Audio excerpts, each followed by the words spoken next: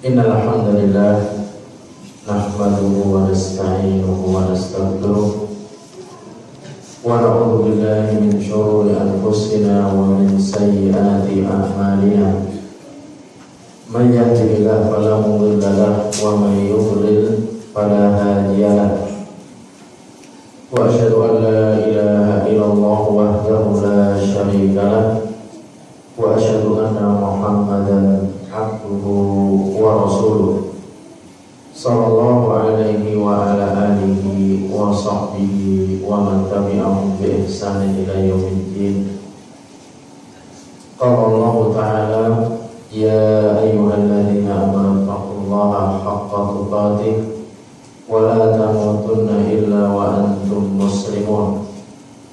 Wa qala aidan ya ayyuhan nasu taqu rabbakum alladzi khalaqakum min nafsin wahidah wa khalaqa minha zawjaha wa batha minhuma rijalan katsiran wa nisaa wattaqullaha alladzi tasaaluna bihi wal arham innallaha kana 'alaykum raqiba.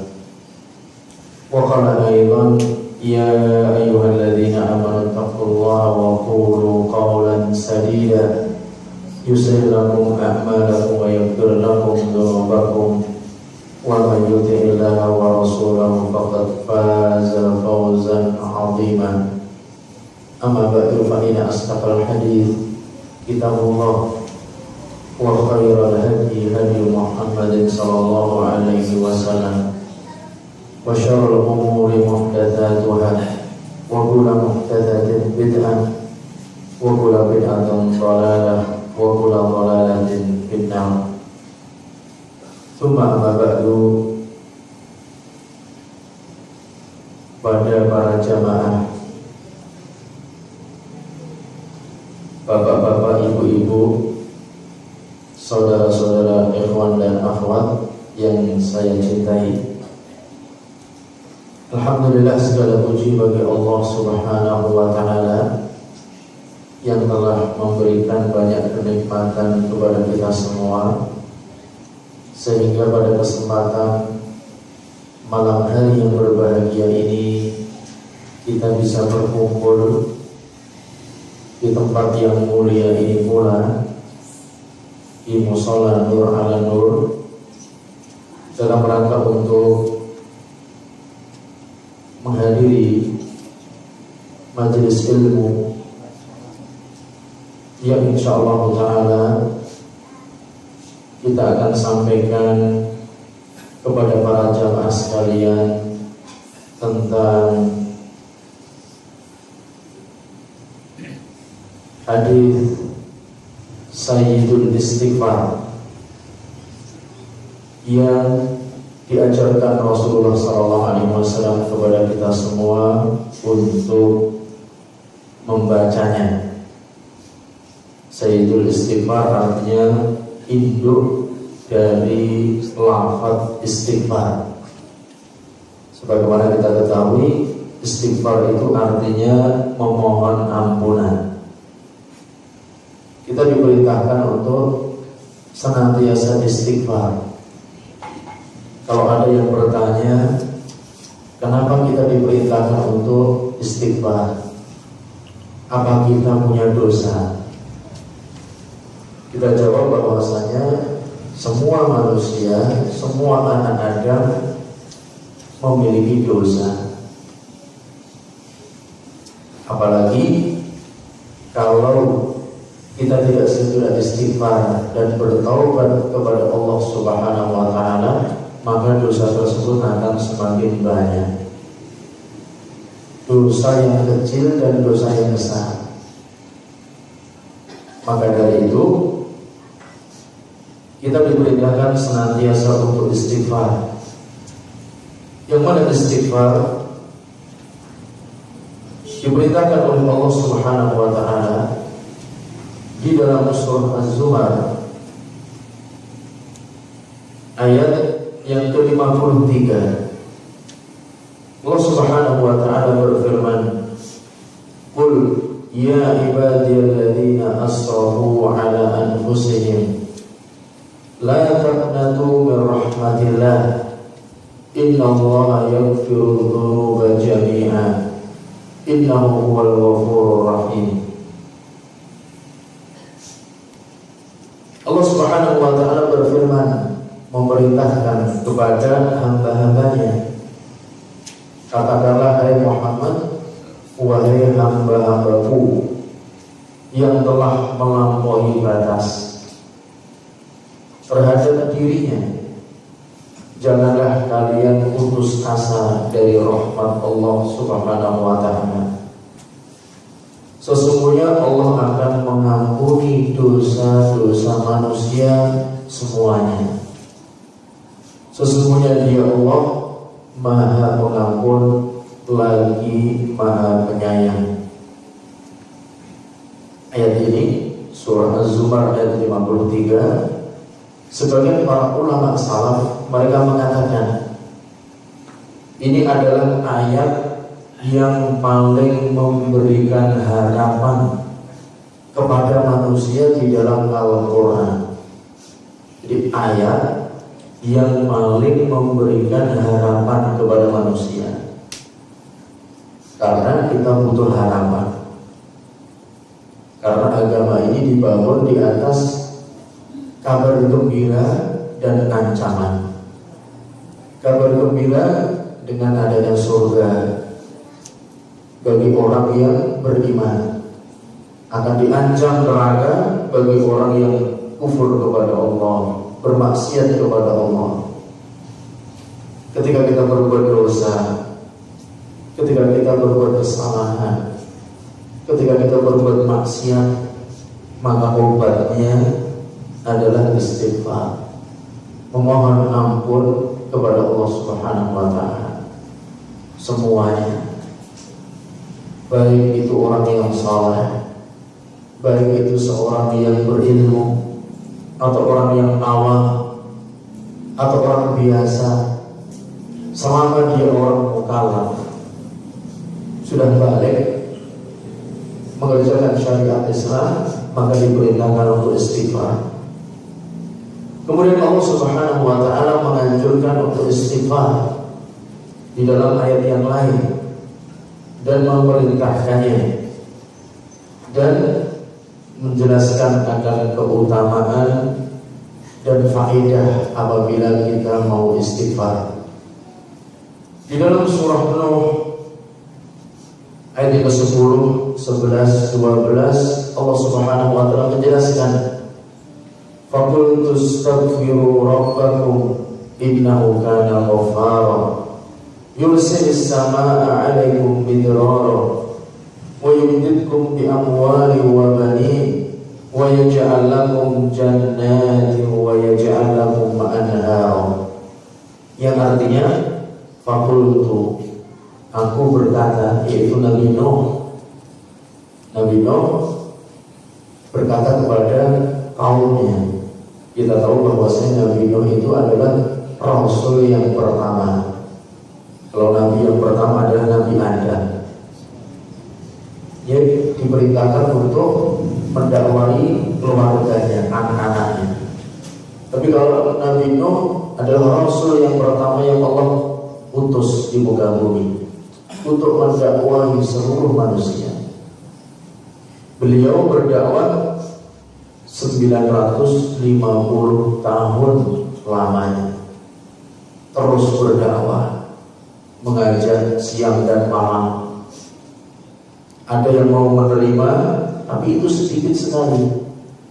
Dikatakan oleh para ulama, selama 950 tahun yang menerima dakwah Nabi Nuh hanya sekitar 80 orang. Sedikit sekali, 950 tahun. Berarti kalau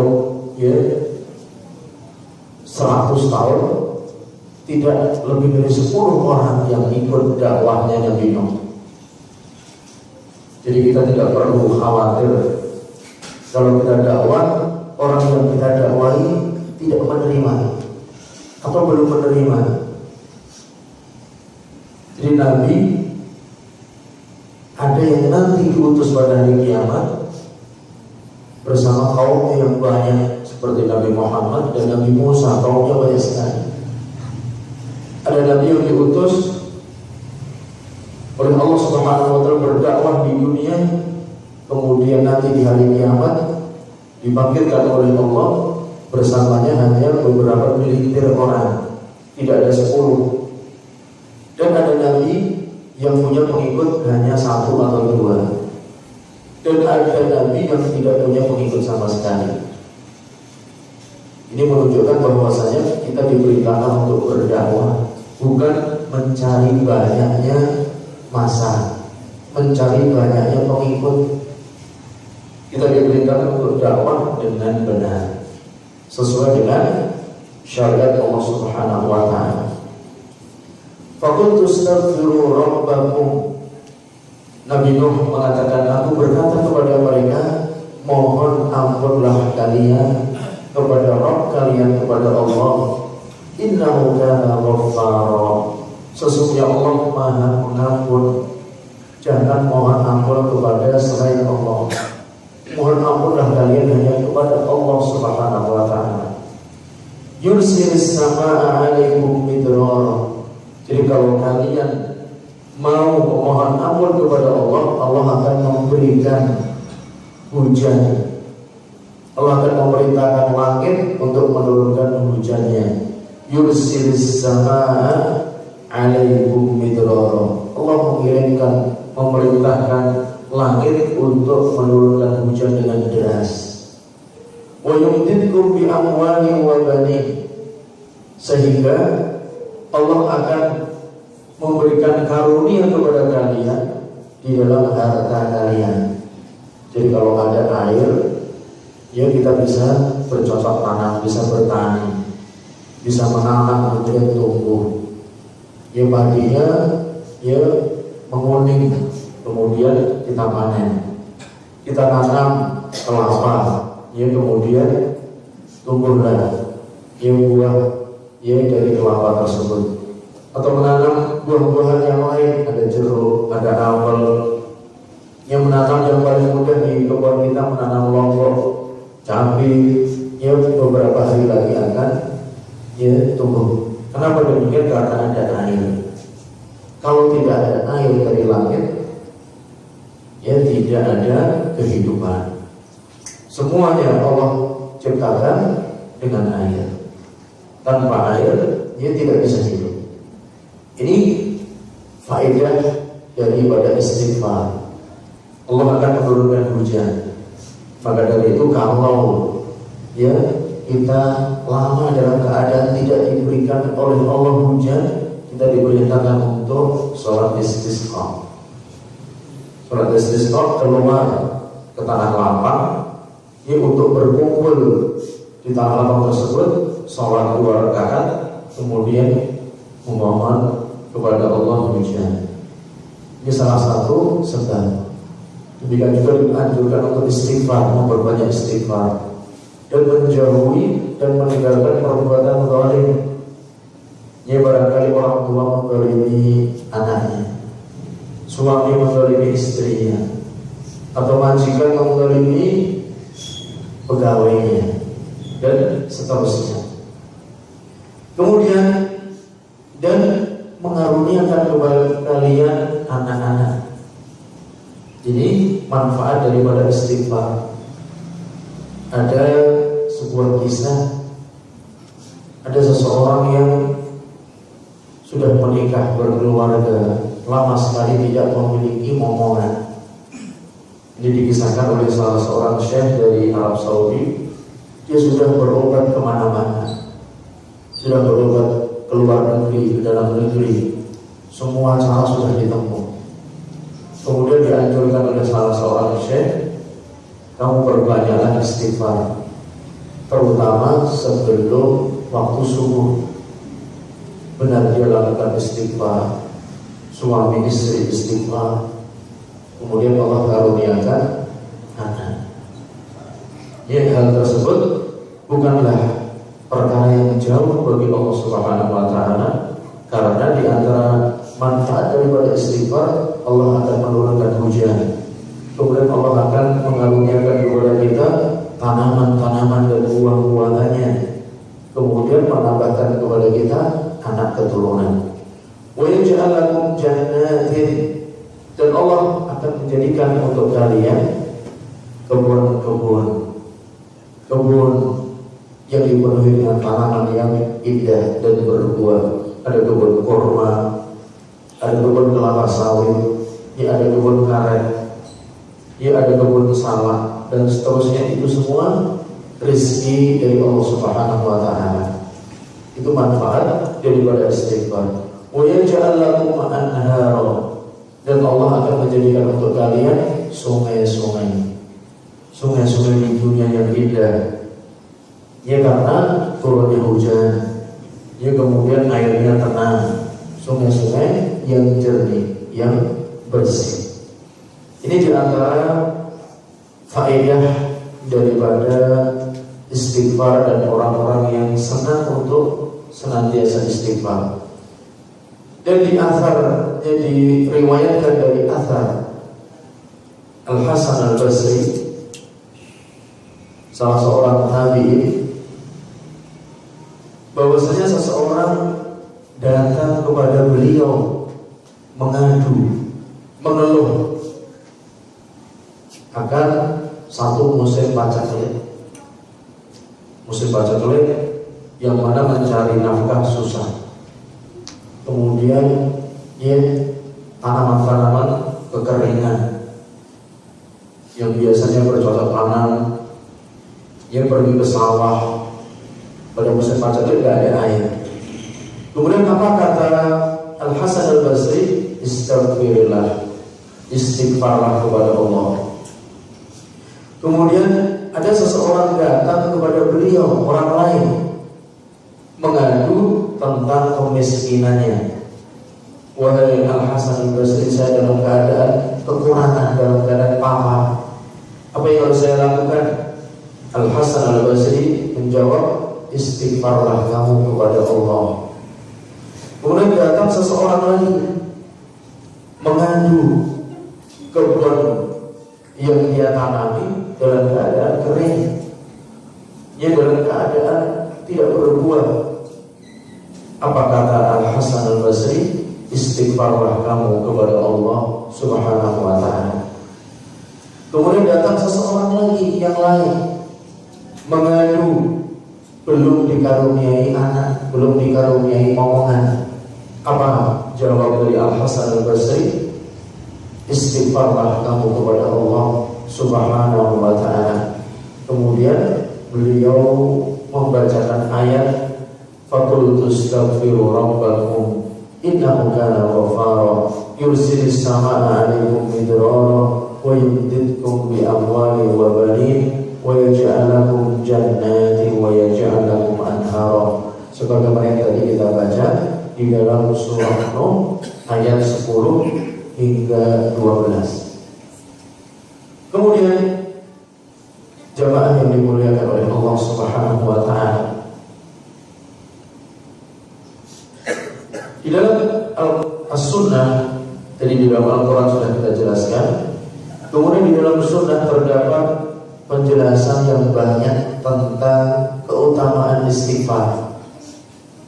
Di antaranya di dalam hadis Anas bin Malik radhiyallahu anhu yang diriwayatkan oleh Imam Tirmidzi dan selainnya, Rasulullah sallallahu alaihi wasallam beliau bersabda, telah berfirman Allah Subhanahu wa Ta'ala di dalam hadis qudsi, ya bani Adam innaka ma da'awtani wa rajawtani ghafartu laka ma 'ala ma kana fika wa la ubali.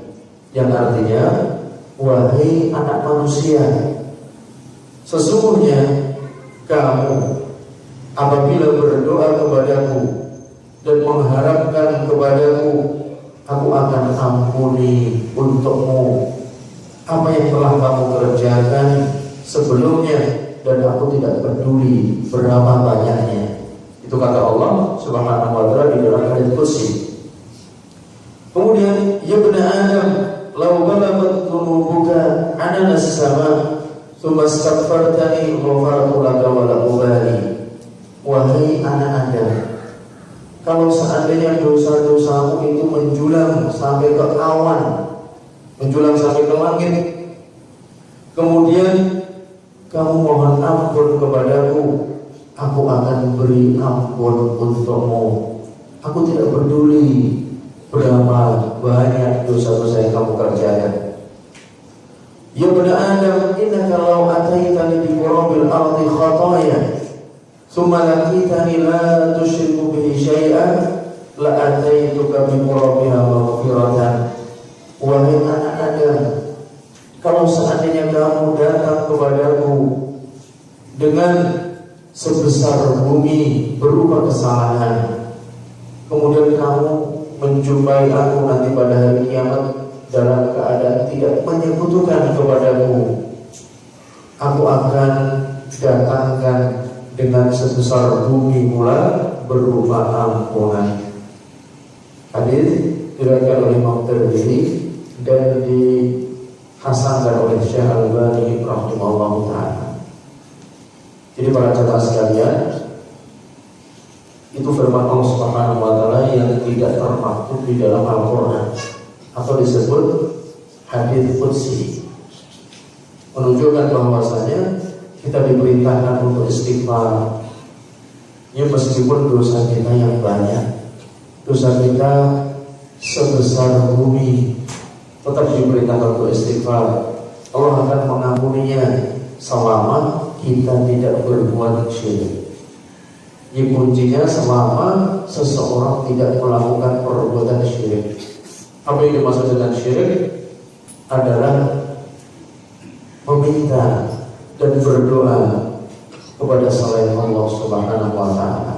Meskipun di suatu waktu dia berdoa kepada Allah, dia meminta kepada Allah, tapi ternyata dia meminta pada waktu yang lain kepada selain Allah, meminta dan berdoa kepada selain Allah Subhanahu wa taala.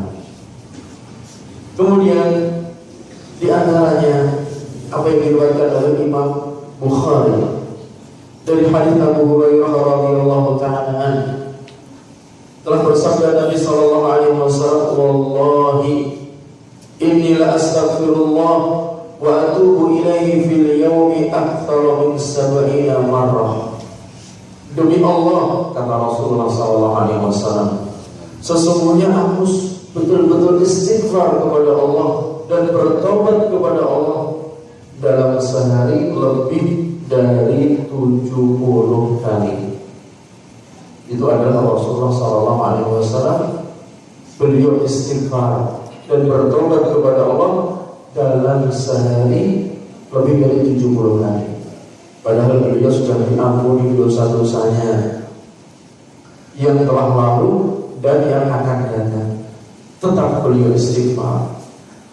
Apalagi kita yang tidak ada jaminan, tidak ada ampunan bagi dosa-dosa kita. Kemudian di dalam riwayat yang lain berkata Ibnu Umar radhiyallahu ta'ala, dia mengatakan, "Kunna na'uddu li Rasulillah sallallahu alaihi wasallam fil majlisil wahid mi'ata marrah." Kami dahulu menghitung ketika Rasulullah SAW membaca istighfar dalam satu majelis lebih dari 100 kali. Satu majelis Rasulullah duduk, beliau istighfar, astagfirullahaladzim, astagfirullahaladzim, astagfirullahaladzim, dihitung oleh sahabat Ibnu Umar 100 kali. Kemudian di dalam hadits Muslim dari Abu Hurairah juga, sesungguhnya Rasulullah SAW beliau bersabda, "Walladzi nafsi biyadihi, law lam tudhnibu la dhahaba Allahu bikum, wa la jaa biqaumin yudhnibun fa yastaghfiruna Allah fa yaghfiru lahum."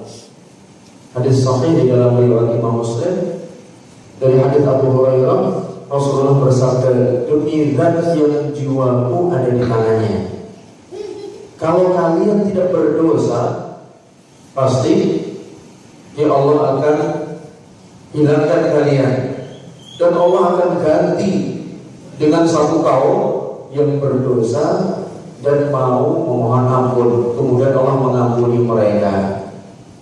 Jadi ini menunjukkan bahwasanya tabiat manusia, fitrahnya manusia berdosa. Gak mungkin gak ada manusia yang tidak berdosa. Kalau kalian tidak berdosa, kalian akan dihilangkan oleh Allah, diganti dengan kaum yang berdosa, memohon ampun, kemudian Allah mengampuni mereka. Jadi dosa merupakan satu hal yang dikerjakan oleh manusia. Namun kita harus tahu, apabila kita berdosa, segera kita mohon ampun kepada Allah Subhanahu wa Ta'ala. Kemudian para jamaah yang dimuliakan oleh Allah Subhanahu wa Ta'ala,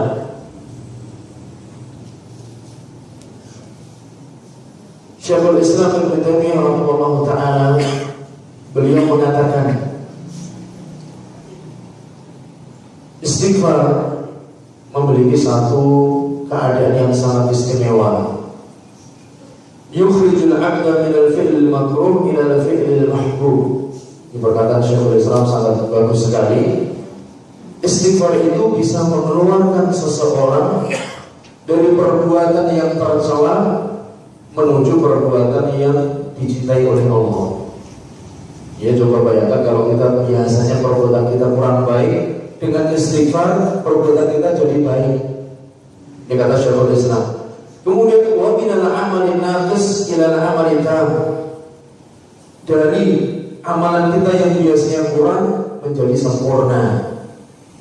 Wa yarfa'ul 'abda minal maqamil adna ilal a'la minhu wal akmal. Dari kedudukan kita yang berada di bawah, dengan istighfar akan menjadi di atas kedudukan kita. Fa innal 'abida lillah wal 'arifa billah fi kulli yawm bal fi kulli sa'ah bal fi kulli lahzatin yazdadu 'ilman billah. Jadi seseorang yang bertobat kepada Allah, yang beribadah kepada Allah, yang mengenal Allah setiap hari, bahkan setiap saat, akan bertambah keimanannya dan ilmunya kepada Allah Subhanahu wa Ta'ala. Bihaitsu yajidu dzalika fi ta'amihi wa syarabihi wa nawmihi wa yaqadatihi wa qawlihi wa fi'lihi wa yara taqsiru fi huduri qalbihi fil maqamat al-'aliyah.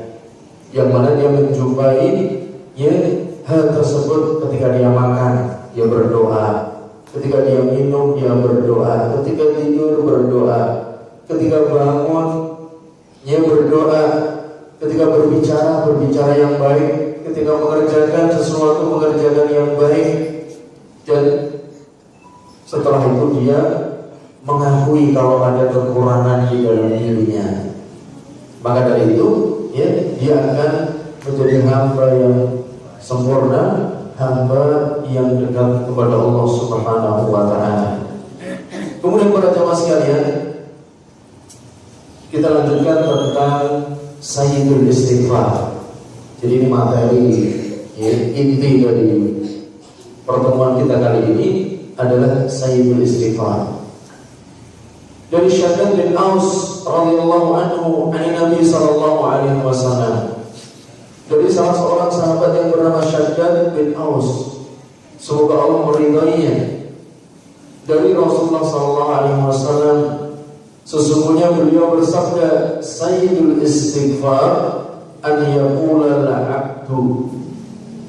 Rasulullah mengatakan Sayyidul Istighfar, tuannya atau induknya istighfar, hendaknya seseorang membaca Allahumma anta rabbi la ilaha illa anta khalaqtani wa ana 'abduka wa ana 'ala 'ahdika wa wa'dika mastata'tu a'udzu bika min syarri ma sana'tu abu'u laka bi ni'matika 'alayya wa abu'u bi dhanbi faghfir li fa innahu la yaghfiru dzunuba illa anta.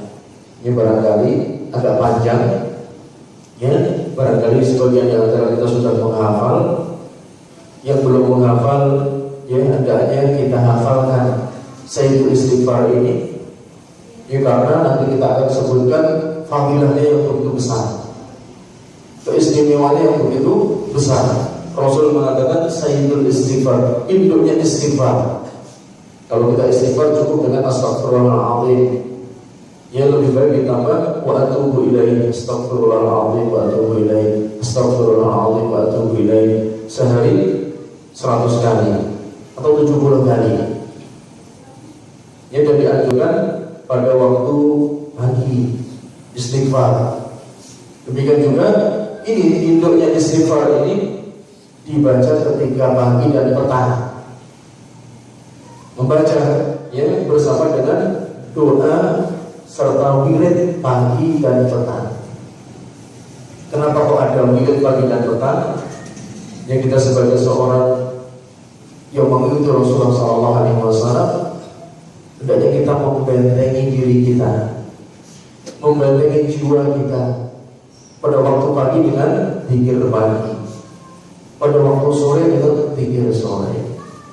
Itu yang akan melindungi seseorang ya dari keburukan, dari godaan syaitan, ya dari kemalasan. Ya, demikian juga akan melindungi dari kekufuran, melindungi dari kefakiran. Karena doa-doa yang terkandung di dalam zikir pagi dan sore semuanya mengajarkan untuk itu.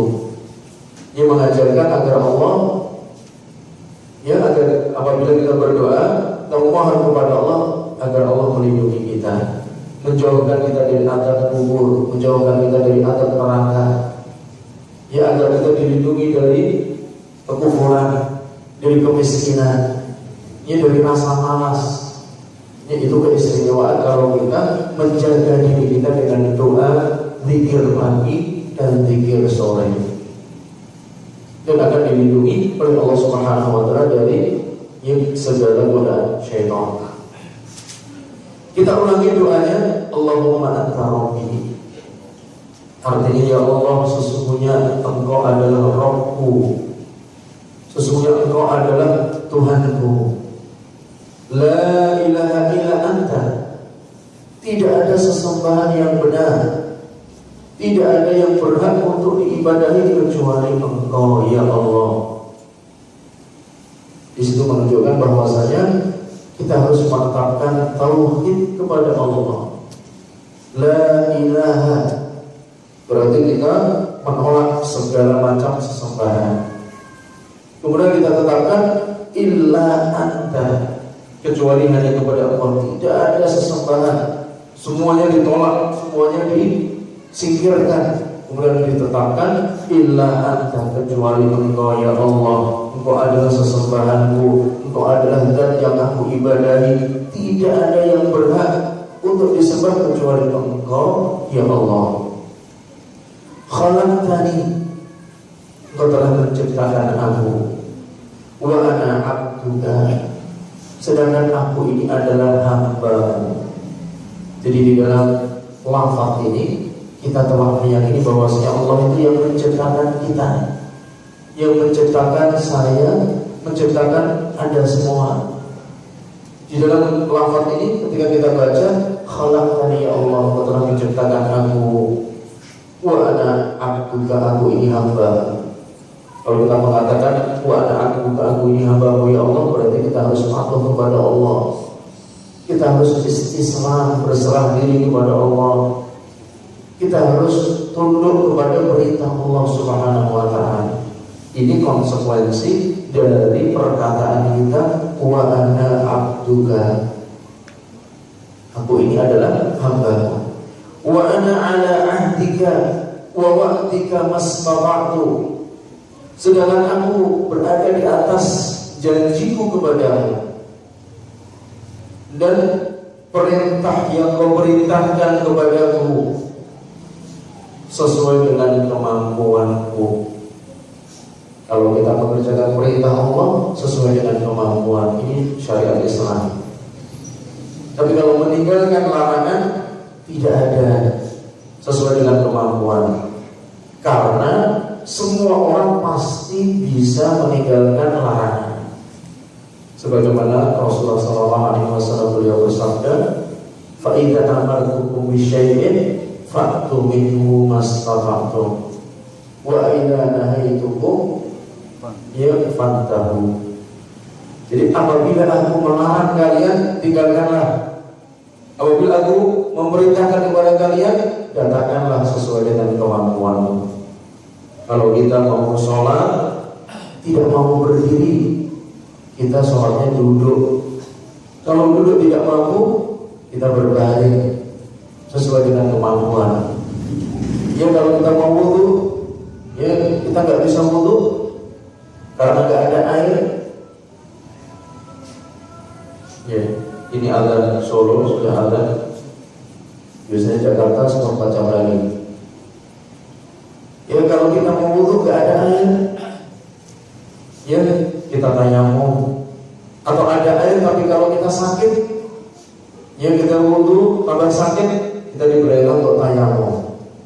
Demikian juga kalau ada anggota badan kita sakit dikit, ya karena jatuh atau kecelakaan, kita wudu kemudian kita usap. Ya ini sesuai dengan kemampuan.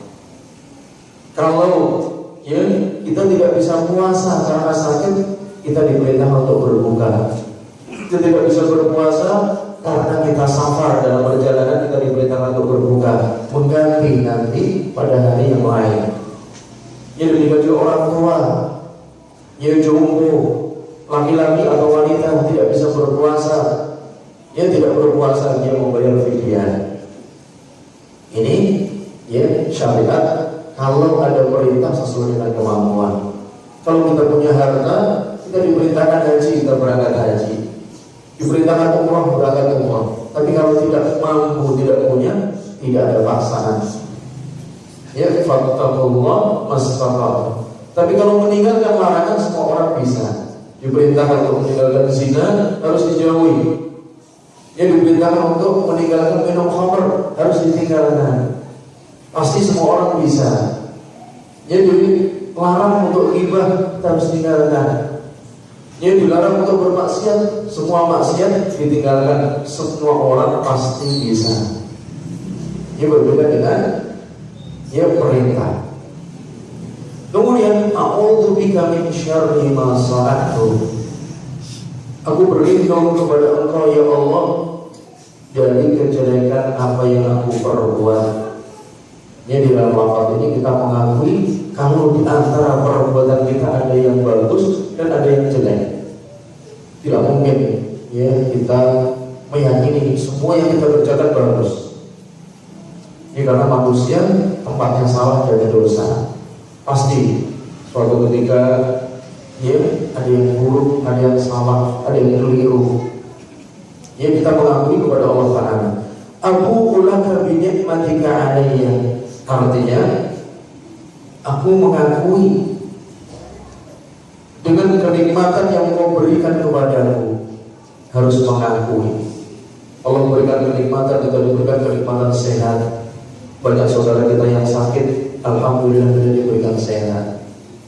Kita diberikan kedamaian. Banyak saudara-saudara kita di luar negeri dalam keadaan tertekan. Saudara-saudara kita di Suriah, saudara-saudara kita di Yaman, saudara kita di Palestina, di Rohingya, di Burma, dalam keadaan tertindas. Kita dalam keadaan damai, dalam keadaan diberikan ketenangan oleh Allah Ta'ala. Ini merupakan kenikmatan Allah. Harus kita akui, harus kita syukuri. Kemudian wa aqulu bidzanbi, dan aku mengakui dosa-dosaku ya Allah. Jadi mengakui. Ya ada orang yang tidak mengakui. Dia merasa apa yang dikerjakan benar. Dan orang yang seperti itu biasanya susah untuk bertobat, susah untuk mendapatkan hidayah. Tapi kalau kita mengakui apa yang kita kerjakan salah, apa yang kita kerjakan belum sesuai yang diperintahkan oleh Allah, kita mengakui. Kemudian setelah itu kita perbaiki, kita mohon ampun kepada Allah Ta'ala. Faghfirli, maka ampunilah untukku ya Allah. Fa innahu la yaghfiru dzunuba illa anta.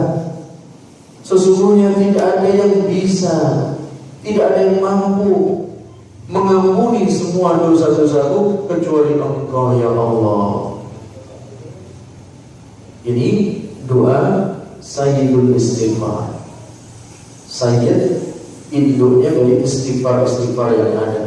Yaqulu Nabi sallallahu alaihi wasallam, Nabi kita sallallahu alaihi wasallam beliau bersabda, "Man qalaha minan nahar muqinan biha famata min yaumihi qabla an yumsiya fahuwa min ahlil jannah." Rasul mengatakan, barang siapa yang membaca doa ini pada waktu siang hari dalam keadaan yakin, kemudian dia meninggal dunia pada hari itu sebelum waktu sore, maka dia termasuk penduduk surga. Subhanallah, ya, ini adalah keutamaan satu amalan yang bisa memasukkan kita ke dalam surga, ya, dengan membaca Sayyidul Istighfar. Hanya membaca, menghafal dan membaca, tidak membayar, dia tidak bersusah payah. Maka dari itu amalan yang ringan tapi pahalanya besar, dicintai oleh Allah Subhanahu wa taala adalah berzikir. Berzikir kepada Allah, mengingat Allah. Jadi orang yang mengingat Allah, jika dibandingkan dengan orang yang tidak mengingat Allah, seperti perumpamaan orang yang hidup jika dibandingkan dengan orang yang mati. Masallallahu alaihi. Berzikir kepada Allah, ya subhanallah wa bihamdihi dalam sehari 100 kali. Doa pada waktu pagi, waktu sore subhanallah bihamdihi 100 kali. Kemudian la ilaha illallah wahdahu la syarika lah, lahul mulku wa lahul hamdu wa huwa ala kulli syai'in qadir. Pada waktu pagi 100 kali. Pada waktu sore 10 kali. Ya, kalau malas sekali. Demikian juga membaca istighfar, ya, pada waktu pagi 100 kali, pada waktu sore 100 kali. Itu diantara zikir pagi dan sore. Kemudian sesudah itu Rasulullah bersabda, "Wa man qala minal lail wa huwa muqilun biha famata qabla an yusbiha fa huwa min ahlil jannah." Dan barang siapa yang mengucapkan, membaca Sayyidul Istighfar itu pada malam hari, sedangkan dia yakin dengan kandungan doa tersebut, kemudian dia meninggal sebelum waktu pagi, maka dia termasuk penduduk surga. Ya subhanallah, ya, ini jalan menuju surga tidak, ya, dengan susah payah, tidak dengan, ya, biaya yang besar, tidak dengan kecapean, ya, dengan berdoa, dengan syarat, dengan yakin. Rasul mengucapkan, ya, beliau mengatakan wa huwa muqinun biha, dengan yakin dari apa yang dikandung di dalam doa tersebut. Kemudian, ya, hadis tersebut diriwayatkan oleh Imam Bukhari. Di dalam riwayat yang lain, dakhala al-jannah, masuk ke dalam surga. Di dalam riwayat yang lain, illa wajabat lahul jannah, pasti Allah akan masukkan dia ke dalam surga. Jadi juga ini Sayyidul Istighfar adalah doa yang dibaca ketika waktu pagi dan ketika waktu sore. Jadi zikir pagi dan zikir petang. Bagaimana zikir pagi? Zikir pagi, sebagian para ulama mengatakan mulai sesudah sholat subuh sampai terbitnya matahari, bisa sampai waktu zuhur. Jadi kalau kita, ya, mau zikir pagi, mulai sesudah sholat subuh, sesudah zikir, ya, kemudian kita baca zikir pagi, di antaranya Sayyidul Istighfar ini. Demikian juga waktu sore sesudah sholat asar sampai maghrib. Ya, kalau maghrib, ya, belum sempat, sesudah maghrib, ya, juga tidak mengapa. Yaitu batasan waktu zikir pagi dan zikir sore. Kemudian para jamaah yang dimuliakan oleh Allah Subhanahu wa taala, yang mana hal tersebut Rasulullah sallallahu alaihi wasallam beliau mengajarkan sayyidul istighfar kepada para sahabat. Di dalam sebuah hadis beliau bersabda, "Ala adullukum ala sayyidul istighfar." Maukah aku tunjukkan kalian kepada sayyidul istighfar? Jadi Rasul mengajarkan kepada sahabat-sahabatnya. Kemudian di dalam riwayat yang lain beliau bersabda, "Ta'allamu sayyidul istighfar." Belajarlah kalian semua sayyidul istighfar. Pelajarilah oleh kalian semua sayyidul istighfar. Jadi hidup daripada istighfar. Jadi ya, ini merupakan istighfar yang sangat besar manfaatnya. Ia sangat besar dan sangat dicintai oleh Allah Subhanahu wa ta'ala. Ya, karena di dalam doa ini ia terkandung ya beberapa perkara yang sangat penting. Ya, di antaranya yaitu mentauhidkan Allah Subhanahu wa ta'ala. Ya, karena di dalamnya terdapat tauhid. Ya, Allahumma anta rabbi la ilaha illa anta khalaqtani. Ya, ini adalah pengakuan diri kita bahwasanya yang menciptakan kita Allah, bahwasanya diri kita adalah hamba Allah Subhanahu wa ta'ala.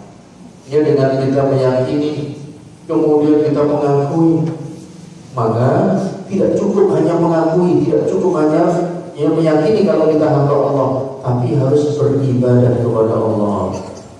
Oleh karena itu para ulama mengatakan tauhid rububiyah itu tidak cukup. Jadi kita jelaskan bahwa pada zaman dahulu, zaman Quraisy, zaman jahiliyah, ya orang-orang Quraisy itu mereka meyakini yang menciptakan mereka adalah Allah, yang menciptakan langit dan bumi Allah. Ya, mereka kalau ditanya yang menurunkan hujan siapa? Allah. Yang menciptakan langit dan bumi siapa? Allah. Wa in sa'altahum man khalaqahum la yaquluna Allah. Kalau kamu tanya mereka siapa yang menciptakan mereka? Allah. Tapi kenapa mereka belum masuk ke dalam Islam?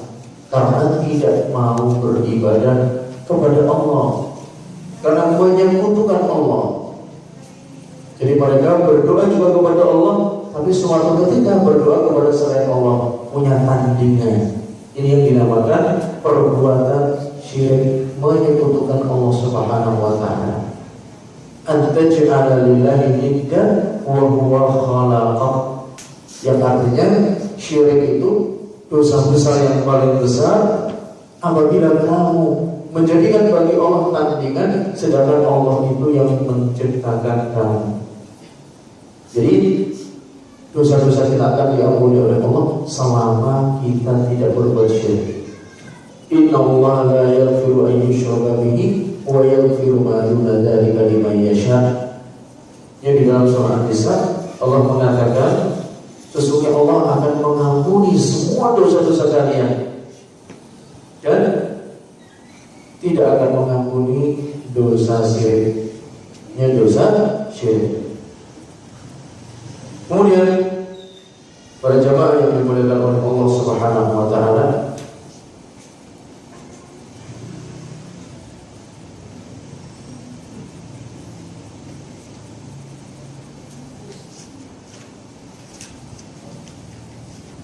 adapun ya ketika kita mengucapkan kalimat la ilaha illallah, ya, atau mengucapkan Allahumma anta rabbi la ilaha illa anta, ya, hendaknya dipenuhi 7 syarat.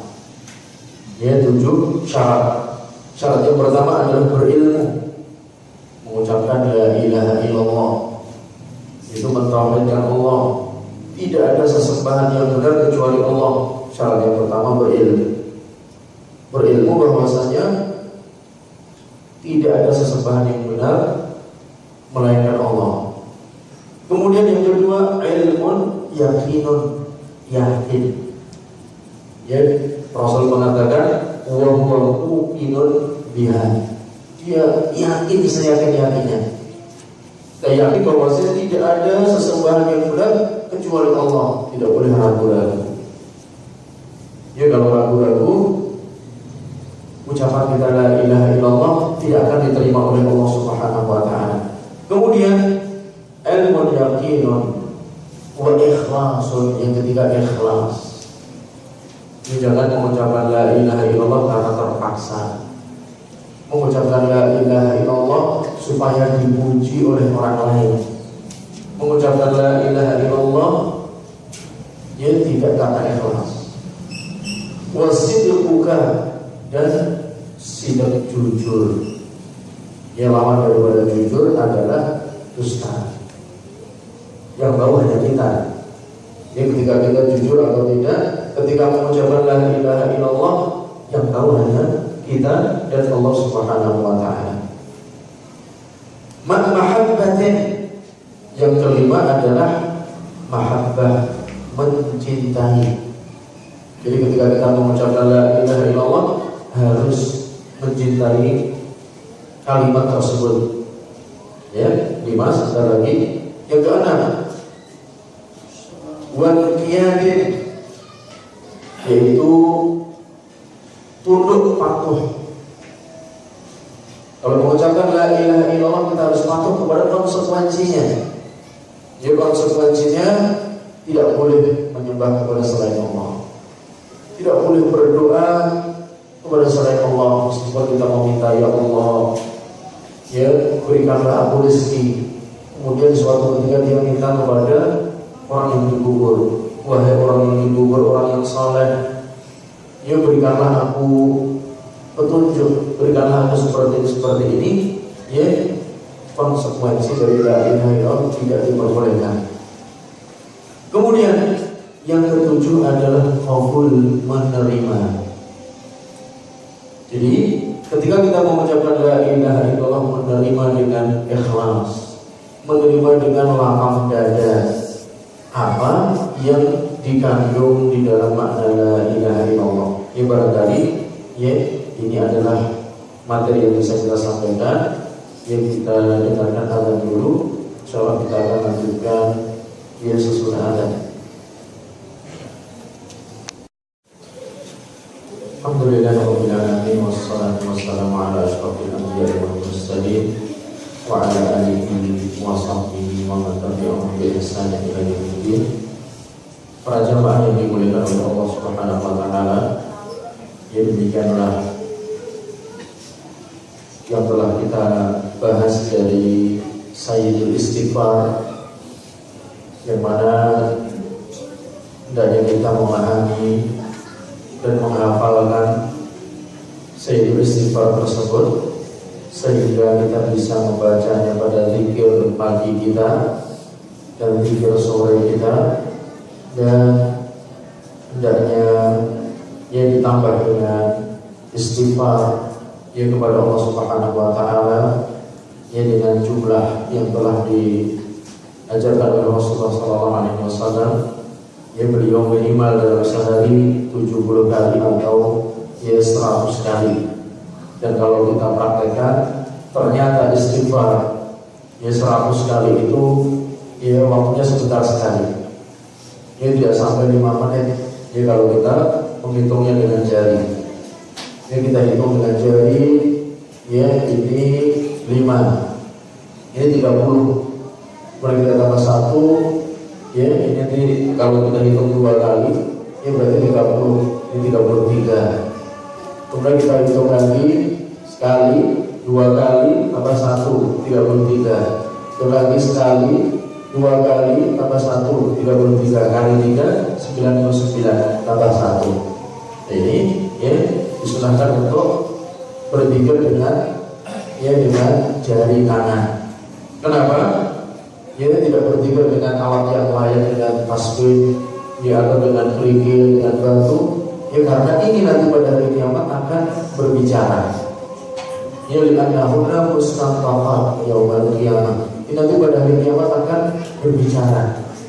Ya, dahulu aku digunakan untuk berzikir oleh si A, oleh si B, akan digunakan untuk berzikir dan akan berbicara, akan menjadi syahid yang menguatkan kita di hadapan Allah Subhanahu wa taala.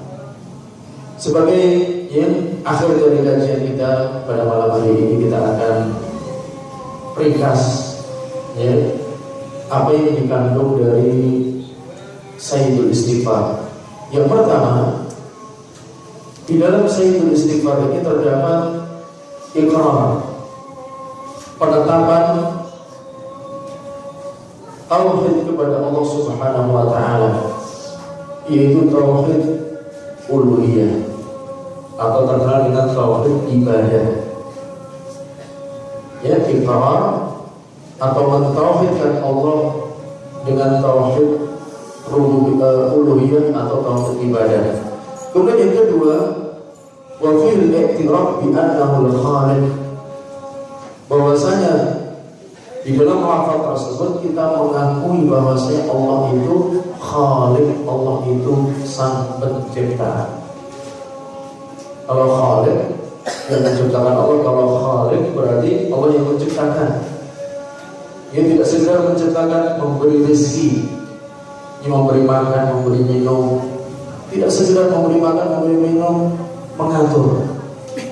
Ini konsekuensi dari tauhid rububiyah. Allah menciptakan. Kalau manusia menciptakan, ya mungkin menciptakan begitu saja. Tapi kalau Allah menciptakan manusia, setelah diciptakan dikasih makan, dikasih minum, dikasih rezeki. Rezeki yang paling berharga adalah iman dan ilmu. Ya, demikian juga dikasih pakaian dan diatur. Yang mengatur Allah Subhanahu wa taala. Kemudian yang ketiga, fa fihi al-iqrar bil 'ahd alladhi akhadahu Allah 'ala ibadihi. Jadi di dalamnya terdapat iqrar, menetapkan dengan janji yang Allah ambil atas hamba-hambanya. Janji agar hamba-hambanya beriman kepada Allah. Janji agar hambanya beribadah hanya kepada Allah Subhanahu wa taala. Berarti kalau ada manusia tidak beriman, manusia tidak beribadah, dia sudah mengingkari janjinya. Sebelum lahir sudah ada ikatan perjanjian kita dengan Allah Subhanahu wa taala. Ketika kita masih di dalam kandungan ibu kita ada perjanjian. Kalau seseorang lahir kemudian jadi orang kafir, tidak beribadah kepada Allah, dia telah mengingkari perjanjian dengan Allah Subhanahu wa taala. Kemudian yang keempat, wa fihi ar-raja bima wa'adahu bihi. Di dalamnya terdapat raja, harapan dengan apa yang Allah janjikan kepada mereka. Harapannya apa? Harapannya Allah akan mengampuni, ya Allah akan memasukkan ke dalam surga, Allah akan membahagiakan orang-orang yang beriman. Ini adalah harapan. Kemudian yang kelima, wa fihi al-isti'adatu min syarri ma jana 'ala nafsihi. Yang kelima adalah memohon perlindungan kepada Allah dari segala kejelekan jiwa kita yang kita kerjakan. Ya, itu terdapat di dalam Sayyidul Istighfar.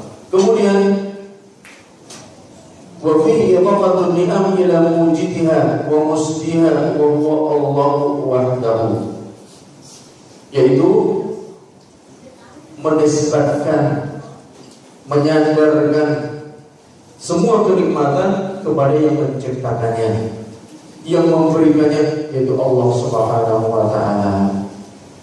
Ya abuhu bi ni'matika alayya. Wa fihi idafatu dzanbi wa wuqu'ul khata'i li nafsihi.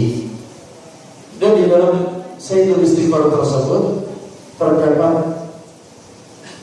kita mengakui dosa-dosa kita dan kesalahan-kesalahan kita. Jadi dosa dan kesalahan itu yang mengerjakan kita sendiri, tidak kita nisbatkan kepada Allah. Ya, kalau kita ada kejelekan, ini Allah yang telah mengerjakannya, Allah yang telah memberikan seperti ini. Ini tidak ada ya kepada Allah seperti itu. Wasyarru laisa ilaih. Kejelekan jangan dinisbatkan kepada Allah. Kejelekan kita sendiri yang mengerjakannya, kita sendiri yang menyebabkannya. Tapi kebaikan kita akui dari Allah Subhanahu wa Ta'ala. Kita diberikan kebaikan, diberikan kesehatan, yang diberikan rezeki, yang diberikan ketentraman, diberikan anak, diberikan keturunan, diberikan ilmu, yang diberikan badan yang sehat. Kita akui semua dari Allah Subhanahu wa Ta'ala. Tapi kalau kejelekan, gak boleh kita nisbahkan kepada Allah. Allah yang menyebabkan kita berbuat seperti ini. Allah yang menyebabkan kita berbuat maksiat, gak boleh. Karena kejelekan harus kita akui dari diri kita sendiri. Kalau kita mengakui kejelekan kita, kesalahan kita, di hadapan Allah Subhanahu wa Ta'ala, maka Allah Subhanahu wa Ta'ala akan menunjukkan kita kepada pintu taubat. Karena di antara syarat untuk bertobat adalah mengakui dan menyesali perbuatannya. Jadi kalau orang tidak mau mengakui, tidak mau menyesali perbuatannya yang salah, perbuatannya yang dosa, tidak dikatakan sebagai orang yang bertaubat. Dan orang yang bertaubat adalah orang yang mengakui ini salah. Saya mengerjakan perbuatan dosa, maka saya bertobat kepada Allah Subhanahu wa Ta'ala. Kemudian yang kedelapan, wa fihi rabbatul 'abdi bil maghfirah. Di dalamnya terdapat keinginan seseorang untuk mendapatkan ampunan dari Allah Ta'ala. Jadi karena tidak ada yang bisa memberi ampunan kecuali Allah. Jadi kita semua harus bersemangat untuk minta ampun kepada Allah. Harus senang ketika kita minta ampun kepada Allah. Harus mau. Jangan sampai ada orang yang beranggapan kita diampuni atau tidak terserah Allah. Gak boleh seperti itu. Ini termasuk larangan. Allahumma ighfirli in syi'ta. Ya Allah, ampuni aku kalau kamu mau. Ini termasuk larangan.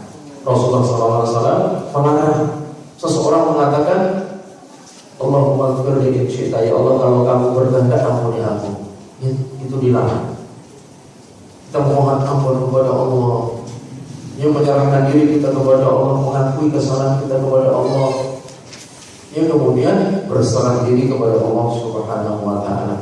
Ini barangkali ini yang dikandung di dalam Sayyidul Istighfar, yaitu doa yang sangat agung, yaitu yang diajarkan Rasulullah SAW. Ya Allahumma anta rabbi la ilaha illa anta khalaqtani wa ana 'abduka wa ana 'ala ahdika wa wa'dika mastata'tu abu'u laka bi ni'matika 'alayya a'udzu bika min syarri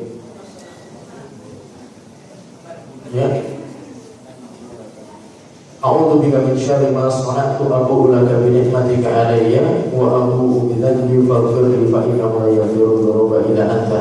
Ya, kita ulangi. Allahumma anta rabbi la ilaha illa anta khalaqtani wa ana 'abduka wa ana 'ala ahdika wa wa'dika mastata'tu a'udzu bika min syarri ma sana'tu abu'u laka bi ni'matika 'alayya wa abu'u bi dhanbi faghfir li fa innahu la yaghfiru dhunuba illa anta. Jadi kalau seseorang mengatakan doa tersebut pada waktu siang hari dengan syarat yakin, kemudian meninggal dunia pada hari itu sebelum waktu sore, maka dia termasuk ahli surga. Dan barang siapa yang mengucapkannya pada waktu malam hari, sedangkan dia yakin, kemudian meninggal sebelum waktu pagi, maka dia termasuk penduduk surga ini. Hadits diriwayatkan oleh Imam Bukhari dan selainnya. Jadi barangkali itu yang bisa kita sampaikan, yang mudah-mudahan bermanfaat bagi kita semua. Mudah-mudahan Allah Subhanahu wa Ta'ala menjadikan kita sebagai orang-orang yang dicintai oleh Allah dan orang-orang yang diterima amalan kita di sisi Allah, dan orang-orang yang senantiasa dihapuskan kesalahan dan dosanya yang telah dikerjakan oleh kita semua. Barangkali sebelum kita tutup ada pertanyaan untuk mengakhiri pengajian kita pada malam hari ini.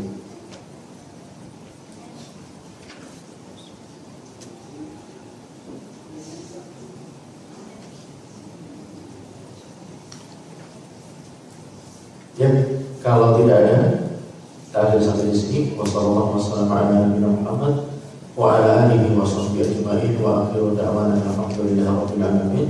Wassalamualaikum warahmatullahi wabarakatuh.